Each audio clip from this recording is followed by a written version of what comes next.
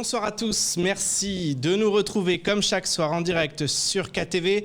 Nous sommes le jeudi 24 mars et à la une de ce journal, les entreprises de Mayotte ne pourront pas bénéficier du fonds de solidarité renforcé au secteur touristique ultramarin, annoncé par le gouvernement le 16 mars dernier. Une anomalie pour l'antenne locale du MEDEF qui a adressé une lettre ouverte au ministre des Outre-mer. Elle demande notamment des explications sur cette mise à l'écart de Mayotte, mais également des mesures d'aide spécifiques pour les entreprises mahoraises. Le point avec Ivan Rakotovao. Le gouvernement renforce ses aides au secteur touristique dans 6 collectivités d'outre-mer, mais pas à Mayotte. Une anomalie selon la branche locale du MEDEF. Ce qui nous a interpellés effectivement, c'est que depuis le début de la crise, nous cherchons à connaître les dispositifs d'aide qui sont devenus de plus en plus compliqués, qui découragent beaucoup d'entrepreneurs à les activer.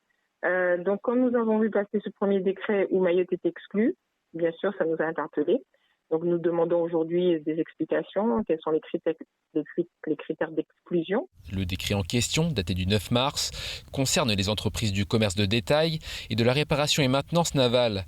Il vise celles ayant subi une perte de chiffre d'affaires de plus de 50% due à la baisse de fréquentation touristique, en leur octroyant une indemnisation jusqu'à 10 000 € dans la limite de 80% du chiffre d'affaires ou de 15 à 20% du chiffre d'affaires jusqu'à 20 000 € par mois. Même si la baisse du tourisme a peu impacté l'économie de Mayotte, il est incompréhensible que ces entreprises soient exclues du décret, selon le MEDEF, surtout après les gros dégâts causés par le confinement. Nous sommes le premier département confiné pendant plus de 5 semaines. Nous avons énormément d'entreprises qui ont eu une interdiction d'ouverture, d'accueillir du public et donc d'ouverture, et donc qui ont eu quasiment 0 € de chiffre d'affaires. Donc nous attendons quelque chose qui soit très favorable, bien sûr, aux entreprises de Mayotte, dans la mesure où l'année dernière, en 2020, nous avons bénéficié de la solidarité nationale, ce qui nous a beaucoup aidés. Et donc aujourd'hui, nous attendons quelque chose qui soit au niveau de ce qu'on a connu l'année dernière. Pour se faire entendre, le MEDEF a adressé une lettre au ministre des Outre-mer, une lettre ouverte pour prendre l'opinion à témoin face à une certaine inertie du gouvernement. Le ministre de l'Outre-mer, le ministre de l'Intérieur, elles nous ont promis une visite. Plusieurs fois, ça a été reporté. Si nous déplaçons à Paris, elles nous reçoivent. Pas forcément le ministre en personne. Et donc, oui, on doit prendre aussi la population à témoin que nous demandons. Et ça concerne l'économie, donc ça concerne tout Mayotte. Et nous attendons et nous espérons une réponse officielle. La préfecture a assuré au MEDEF qu'un décret d'aide aux entreprises spécifiques à Mayotte est en cours de préparation. L'organisation patronale a d'ores et déjà demandé à être impliquée dans son élaboration. Le jugement dans l'affaire Ahmed Alaoui contre Fabrice Terrien est tombé. Le pompier a été relaxé par la justice.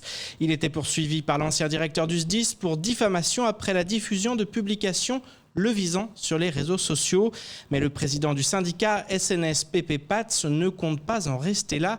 Il a décidé de déposer plainte contre le SDIS pour rupture d'égalité. Je vous propose de l'écouter au micro d'Ivan Rakotovao.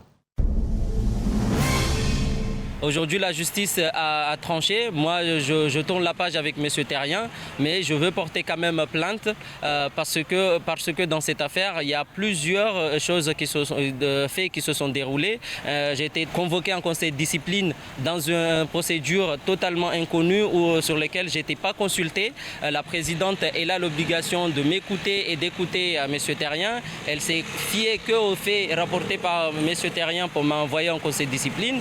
Aujourd'hui, je me pose des questions sur la relation entre ces deux personnes pour que justement ils veulent jeter le discrédit sur moi. Je vais porter plainte contre le SDIS de Mayotte, mais à travers cela, il y a la présidente derrière, c'est elle qui fait fonctionner le service. Donc je vais porter plainte pour rupture d'égalité concernant la protection fonctionnelle, mais justement savoir pourquoi il y a tellement d'animosité entre ces deux personnes-là, la présidente et son ex-directeur, à mon encontre. Dans le cadre du plan 10 000 jeunes, dispositif porté par le ministère de l'Intérieur, la direction territoriale de la police nationale de Mayotte a publié une offre de service civique. D'autres institutions rattachées au ministère de l'Intérieur devraient en faire de même dans les prochaines semaines. En effet, ce dispositif vise à rapprocher les jeunes des métiers au service des citoyens. Je vous propose d'écouter la directrice de cabinet du préfet au micro de Léonard Audier. Alors il y a 2 thématiques fortes sur ce plan 10 000 jeunes. C'est permettre d'ouvrir les portes du ministère de l'Intérieur, que ce soit les services des forces de l'ordre, les sapeurs-pompiers, des différents services extérieurs de l'État, de la préfecture. C'est une reprise de contact, comment fonctionne une administration, comment fonctionnent nos services d'ordre. Et pour le faire comprendre, plutôt que d'avoir de grands débats, faisons entrer les jeunes à l'intérieur. Et puis de leur permettre aussi de peut-être débuter une carrière, parce qu'après tout, quand on a rencontré, connu, aimé quelque chose, eh bien peut-être on a envie de s'y engager. Donc accueillir, découvrir et peut-être promouvoir et intégrer. Et place maintenant au reste de l'actualité locale, avec notamment des VTT pour les policiers municipaux de Chirongui ou encore un appel à projet pour la création d'épiceries sociales et solidaires à Mayotte. Au montage, Leslie Vimenet. La ville de Chirongui a mis plusieurs vélos tout-terrain à disposition de sa police municipale pour adopter une nouvelle approche. Les agents de la police municipale de Chirongui s'étaient déjà équipés des nouveaux radars mobiles il y a quelques semaines. La commune confirme donc ses ambitions en termes de sécurité en ajoutant à l'arsenal des policiers des VTT qu'ils pourront utiliser pour patrouiller dans les rues et sur les chemins de la ville.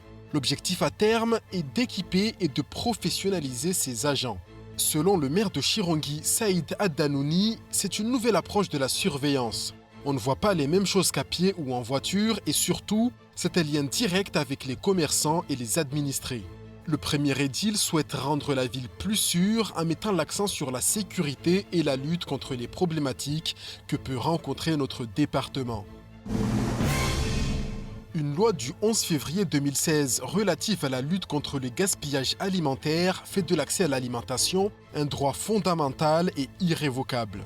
La direction de l'action sociale et de l'inclusion du conseil départemental invite ainsi les opérateurs susceptibles de porter un projet d'épicerie sociale et solidaire dédié aux personnes accompagnées par les services sociaux à proposer un projet en ce sens avant le 30 avril prochain.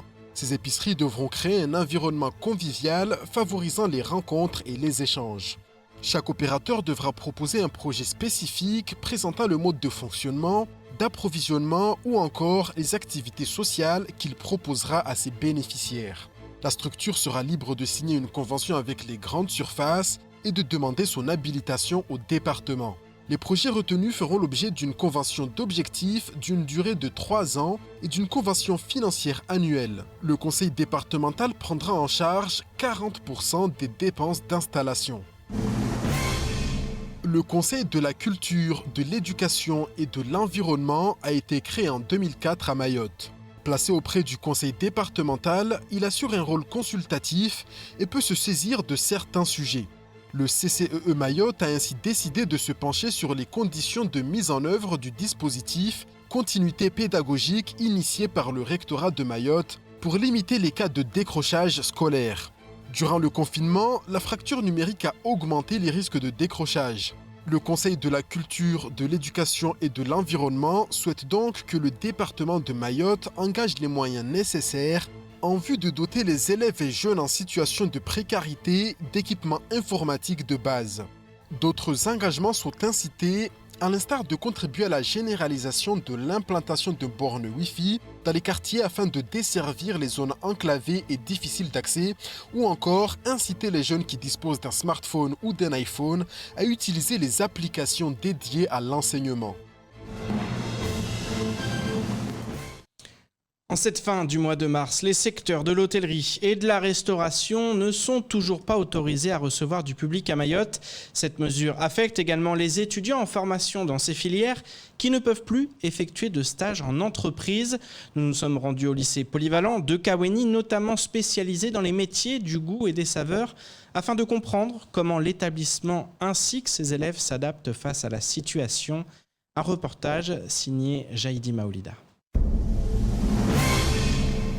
L'interdiction d'accueil au public étant toujours en vigueur dans les restaurants, certains élèves en formation au lycée des métiers du goût et des saveurs se voient freinés dans leur cursus. L'académie est consciente des difficultés que peuvent rencontrer les élèves pour trouver un stage en entreprise et des dispositions ont été prises afin d'en limiter les conséquences. Pour ce qui concerne en particulier les PFMP, les périodes de formation au milieu professionnel, on a pu effectivement être impacté puisque, comme vous le savez, le lycée de Kawéni est spécialisé notamment dans les formations de l'hôtellerie et de la restauration. Et donc on a dû s'adapter à cette situation.